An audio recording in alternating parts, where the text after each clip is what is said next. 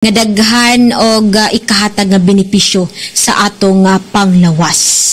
Okay, so wala na tayo igong oras, Sir Ruel. Unfortunately, wala na tayo igong oras, no? Kay nindot paunta nga atong paghisgutan pa ang kabahin ni ini nga teknolohiya. And hopefully, sunod, makauban gyapon ka na mo, Sir June or Sir Oligario Paredes Jr. sa lain na usab nga technology. Oo, lain na usab nga teknolohiya. Ngayon, nalakbitan ni mong sulti gaganiha ang kabahin sa kining tilapia na pod nga produksyon, labi na sa mga lugar kuno nga layo sa kadagatan. Okay, so wala namang gyud tay igong oras, manamilit na kami. Daghang kayong salamat again to Sir June, daghang kayong salamat sir sa mga impormasyon nga imong gipaambit, sa mga danon nga impormasyon, teknolohiya nga imong gipaambit. And sir, nanginaot bi sir nga kung ugaling adunay mga listeners nato karon nga magka-interest no og mangayo og mga dugang impormasyon, pwede rami maka-message sa inyo sir no? Sa inyong no problem. Oo, pwede rin makapangayo sir og dugang pang-impormasyon kabahin ni ining atong turmeric production using vermicompost. Again, daghang kayong salamat sir, and to all our listeners sa Radyo Pilipinas Sugod og DYDC FM, daghang kayong salamat sa inyong pakig-uban ning atong tulumanon ang Tech Talk o Technology Talk matag alas 3 kutob alas 4 Lunes hangtod Biyernes.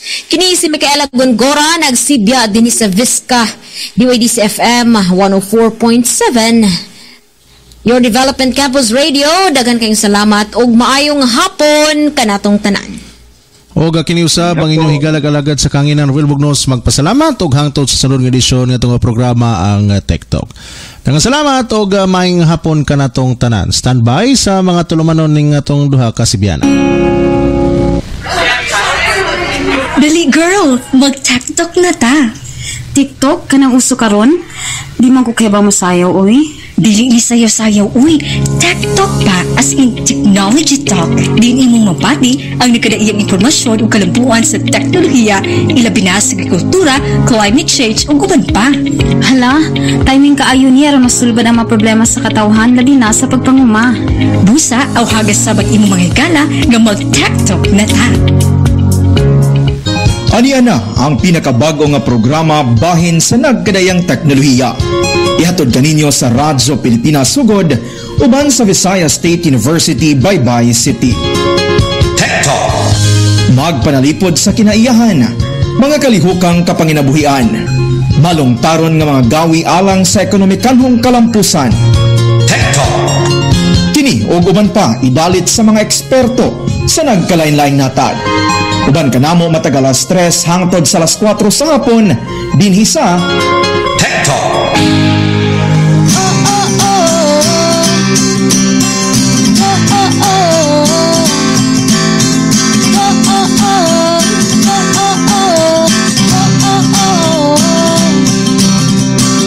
Curious ka ba sa tanang batang?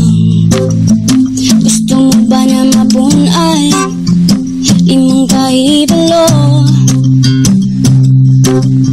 sa klase-klaseng kinaiyahan o panginabuhihan man siyensya o teknolohiya. Dili ka na mo pasagdan sa pagkapot sa kalampusan. Kauban na to ang Radio Pilipinas o Viso DYDC. Maminaw na ta sa TikTok, TikTok, TikTok. Sa tamahinang danong programa ang TikTok, TikTok na ta. Maminaw na ta TikTok, sa TikTok, sa TikTok. Katawa para sa kalambuan TikTok, TikTok na ta. Mag-TikTok na ta.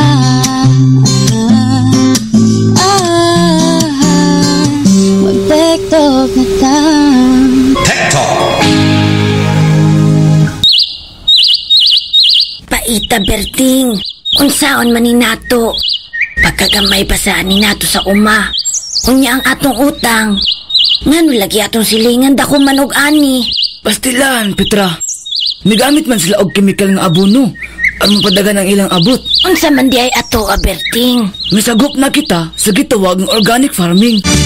Sa organic farming, gamit mo ang compost nga makaayo sa kinaiyahan. Hilabi na ang pag-iban sa polusyon, pagkonserbar sa tubig ug pagpatambok sa yuta. Himsog ang ani ug luwas kini nga kanon. Sa organic farming na ta! A message of concern from Davcom 122 class, Texo, and this station.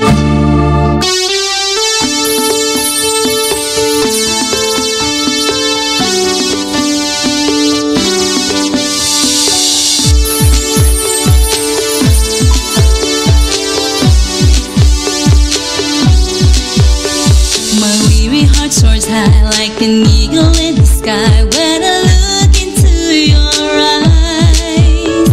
The sunset's warm embrace gives delight in many ways, and it comes as no surprise. When I'm down and blue, my heart goes back to the space I saw the news.